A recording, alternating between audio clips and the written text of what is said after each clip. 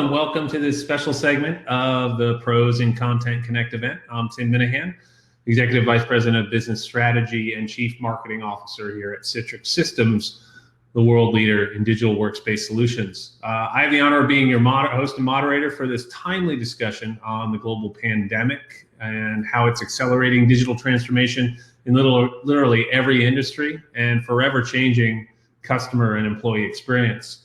Now, no discussion on digital transformation or experience would be complete without the advice and counsel of my special guest here, Brian Solis. Brian, welcome.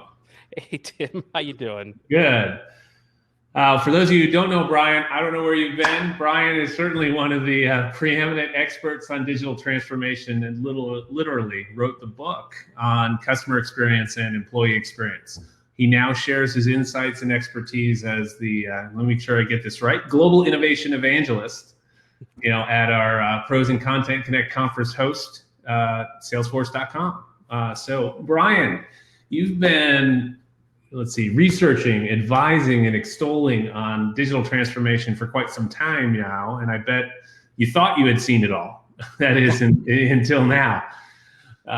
The global pandemic has not only turned literally every business from retail to finance to education to healthcare into a digital business almost overnight. It has the potential to forever change how we view customer and employee engagement and employee experience. So you're projecting an entirely new genre of leadership on the horizon. Tell us a bit about that, your survive, alive, and thrive concepts. Yeah, well, Tim, first, thank you so much for the invitation to be here. And anytime to share a stage with you, even if it's virtual, I will take it. So I appreciate it.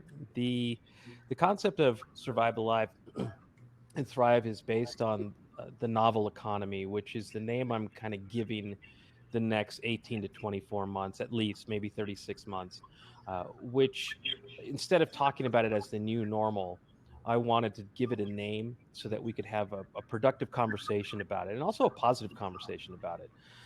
And then guide each other in a collaborative way through these, to use an overused word, unprecedented times, but to really understand how if we can break it into phases and really think about what it is for what it is and what it's going to be, then we can really start to look at opportunities on the horizon that weren't there before. I'm a hopeless optimist, so that maybe explains the context behind all of this. And then quickly, survive is just about business continuity. It's about stabilization. It's about getting people, as you know quite well, able to work from home, able to, on the customer side, able to transact with the organization in a seamless way or as seamless as possible, help support and service, address customer needs while working from home or remote. And then quickly, the alive phase is not looking at this as a way of like, okay, well, let's just take all of this reaction and build upon it. It is to say, we're going to look at the next 18 months until a vaccine or herd immunity is established. And we're going to treat this as not the new normal or the next normal, but as an interim normal.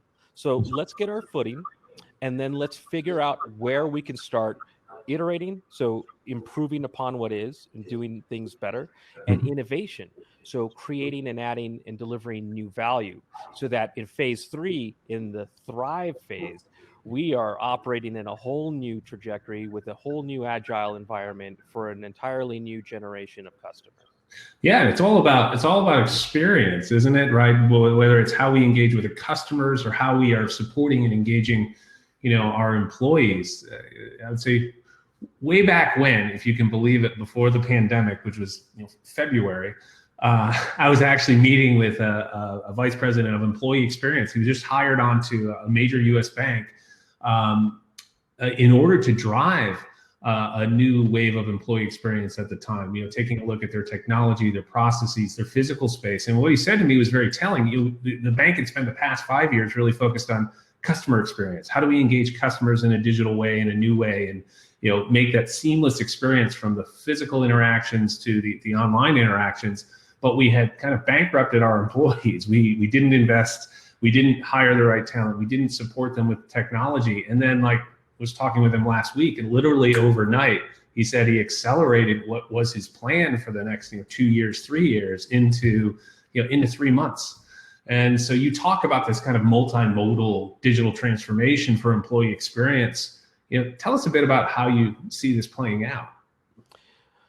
It started out as bimodal, and then in the last week I've expanded it to be multimodal. And the reason why is because well, all this is happening in real time, just sort of learning as we go.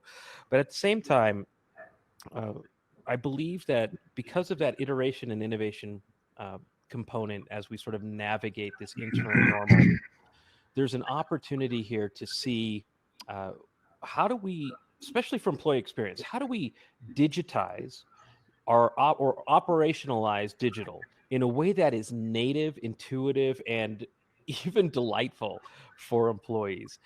And then how do we also innovate? So business model innovation, process innovation. So how do we operate in new and great ways? How do we collaborate? How do we bring cross-functional groups together to address customer needs in a more real-time fashion? And then in the middle, hence in the the last dimension of it, because someone told me things should come in threes, and so Some consultant somewhere told you that. yeah. So if you have operationalization, and then you have business model innovation, the Venn diagram, that brings them together is a human-centered perspective and approach. So Yeah. humanity. Yeah, I mean, and certainly right now you talked about that thrive component where people aren't just thinking about, gee, how do we get through this? How do we operate just a little bit better? But really using this as an opportunity to kind of rethink their overall models. I know you spent a lot of time talking about what that means from a customer engagement and customer experience standpoint. But right now on the employee experience side, while none of us would have wished for it, this kind of unplanned work from home experiment we've all been going through has kind of really set aside a lot of misconceptions and taboos both employers and employees have had about remote work. And we're now hearing or reading about a mass exodus of employees who now feel empowered. They can work remote. They're going to leave Silicon Valley. They're going to leave New York. They're going to, and a lot of executives are now saying, hey, we're going to make this remote thing a more permanent part of our overall workforce strategies. And it really kind of opens the aperture on how they think about talent, how they think about organizing work, where it gets done, when it gets done, who does it. Mm-hmm. And so, I know it's really early days, but what is your thinking? How is it evolving on what this means for the future of the workforce and work models, going forward? Yeah, I've spent years, adding my voice to the conversation around the future of work, and not one of my contributions included a pandemic. and, and so there's a lot to figure out. I saved a quote, and then I'll kind of dive deeper into your question that I had shared recently that was really moving, and it was, if you just kind of bear with me, it was about this idea of having COVID-19 principles for working remotely, but what really struck me was that their principles actually for thinking about the future of work and the way that you frame that question. So I'll just quickly run through them. It says you're not working from home. You are at your home during a crisis trying to work. Mhm. Your physical, your personal, your mental, and your emotional health is far more important than anything else right now. You should not try to compensate for lost productivity by working longer hours. You will be kind to yourself and not judge how you are coping based on how you see others coping. You will be kind to others and not judge how they are coping based on how you are coping. And your team success will not be measured by the same way it was when things were normal. And this is important because essentially what we're saying is there's a new standard for work. We get to redefine what work means because this is an interim normal. And then there's this thrive component of how we're going to be successful together. I think what we're starting to see is a less hierarchical approach to management, less of a micromanagement approach. That we're going to have to trust our employees and that and believe that they have their best intentions at heart. To realize that many of our employees are parents, and they're now, in addition to being an employee, they're now a teacher, maybe a psychiatrist, trying to do more than just what they were doing before. And then lastly, it's this idea of, well, what could empowerment look like in this time? Yeah. What could we do in this environment that we couldn't do before? And that's to your point, sets the stage for new leadership. where someone's leading from the middle instead of the top. And then lastly, not only is this an opportunity for new leadership, but it's an opportunity for new culture, treating culture as a management system, so that we take this opportunity to say, yeah, we were all disrupted as employers and employees, but also as human beings. And now maybe that is an opportunity to reset our vision, our mission, our beliefs, our values. And as an organization, let's move forward in this direction together so that we can all be part of something that's bigger than any one of us.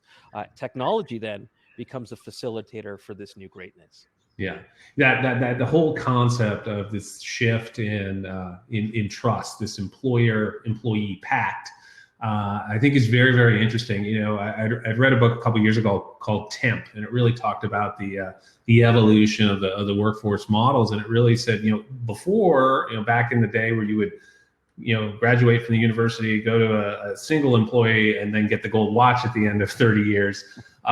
The employer-employee trust and pact was very clear. In today's dynamic world, where you have gig workers, you have, you know, distributed work, et cetera, it's become very cloudy. But, you know, again, looking at the silver lining, you know, in all of this, where executives now realize that work can get done outside of the office, where employees now realize that they can actually be productive and innovative without being kind of anchored to this collaboration pod or something, when they have the space to succeed. So are we seeing kind of a new level of employer-employee trust? And if so, kind of what does it mean for future work patterns and workforce management strategies? I think we need to see what you're asking. I don't know that we've quite yet gotten there yet, because look, a lot of this, we're sort of in the first phase. A lot of this is reaction. We've had to set up a lot of working from home models overnight. I don't know that we've really had a chance to catch our breath. But this is that time to catch your breath and figure out, well, what is that? Essentially, it's not just an employer-employee contract. It's essentially, in just human terms, a social contract. Mm-hmm. If these are the rules, then, well, actually, no. What are the rules? You know, what are the norms? Because norms are actually a big pillar for culture. And if we're going to say, and lastly, and before I go on, you know, what does success look like as an employer and an employee? Because then we get to write that social contract, I think, together. And there should be absolute input from employees, because I'm sure they have a lot of feedback that we have not taken into account or had a moment to take into account. And I got to imagine, Tim, that, I mean, you're on the front lines of this. I mean, not only as an employer, but as an enabler for every employer and employee. So I'd love to hear sort of what you're thinking and what you're seeing as you move forward in this. Yeah, it's something, you're right, Brian, I give a lot of thought to. And, you know, one of the things that excites me is, and that's why I asked the question around this kind of new social contract between employers and employees, and the recognition that work is not a place, it's really, you know, an activity, and to drive innovation and outcomes. I'm really excited about the opportunity for, when we remove those misconceptions, remove those taboos, now companies are beginning to think about, gee, how should I structure my workforce? How should I look at a talent pool, and how should I balance that? How can I put more agility into my enterprise? How do I make sure that I am the preferred employer to recruit the best talent, because I have more flexible work models? And then the real exciting thing is, how do I actually change my business model? So a great example is eBay. We're all familiar with eBay, and they were kind of ahead of the curve. A few years ago, they came to us and they said, hey, you know, we're fed up. Like we have this call center. We located it where they told us to. We tried to hire all these employees, and, you know, the executive said to me, you know, it takes us 6 months to train someone up, and, you know, and their tenure is 9 to 12 months. Like, it was a rotating door. We got to figure out a different policy. And to your point, they then used, you know, technology, a digital workspace technology, to actually enable what we're calling this home force idea, where they would go to the stay-at-home parent in Montana, or the retiree in Utah, or Tahoe, the gig worker in Memphis, and you give them the tools that they needed, the applications, the information, the reliable connectivity, and, you know, allow them to work. Now they're testing out, you know, allowing them to work in an Uber-like model. Great, I have 3 hours on Wednesday. I'm going to turn on, the calls are going to get routed to me, and I'm going to, be done at the end of that. And this just really kind of opens up the ability to reenact or re-enable a portion of the workforce that we'd assumed was out of the workforce, right? That retiree couldn't come in, wasn't going to take on a full-time job, but if they could work, 10 hours a week, and they don't need to move, and all they need is reliable connectivity and the apps they need to get the work done. It just opens up an entirely new aperture of what's possible when we think about work. Such a great example. That's such a great example. And then just the whole mindset. Essentially, what we're establishing are new mental models of what an ideal employee is. What skills are we going to need for this novel economy in its iterative phases? And then also, like what you're expressing, and one of the things that motivates me every time I talk to you is that we're not done. This is still going to continue to evolve. This is only going to, in many ways, get better if you choose for it to get better. Mm-hmm. If you choose to see that technology can have a new purpose, and that new purpose is driven not only by the social contract, and not only about hiring the right people for wherever they are and enabling them to work from wherever they are. It's saying, what is work? And what does it mean, and how do we do? I love Home Force. How do we do this all together in a way that moves us forward? To greater places, to greater heights, to greater experiences. And I'll kind of throw it here, and I'd be curious to hear your take on it. I built my work around employee experience, around my work around customer experience, because at the end of the day, it's all about human beings. Right. And I don't know that we saw employees that way before. I remember talking to many CIOs and CDOs and CTOs over the years that, as the consumerization of technology before this pandemic really started to take, and everybody had a phone, and then we had the bring your own device, bring your own X, whatever it was, that we then had people saying, well, our employees are getting too spoiled with all these technologies, and they expect that when they come to work. And yeah, of course they do, because they've tasted what it's like to have a great technology experience at work. That should be the standard for how they're going to, because otherwise it's trying to make them work in old operating environments that are going to feel horrible, right? Because at the end of the day, experience is an emotional reaction to a moment, right? And whether it's good or bad, that's what we remember. Those experiences become memories, and those memories sort of become however we recall, whether it's a fond memory or a horrible memory about work or shopping or whatever it is. So why that's so important right now is that we've always heard that happy employees make happy customers mantra, but it's actually now a statistic in the pandemic that customers are judging the brand by how well they're treating their employees right now. Mm-hmm. And why that becomes even more important is that employee experience now is the enabler for customer experience.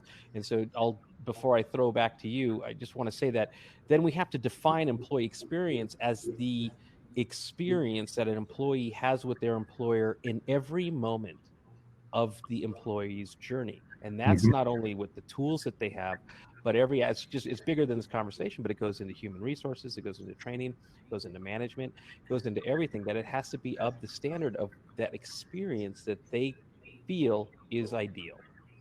Yeah, I mean, I would agree that the employee experience really is that intersection, to use your Venn diagram again, from your physical workplace, your digital workspace, as technology has become so much of the way that we interact and learn and can actually enhance our overall productivity and engagement, and then the culture, right? The culture is absolutely key.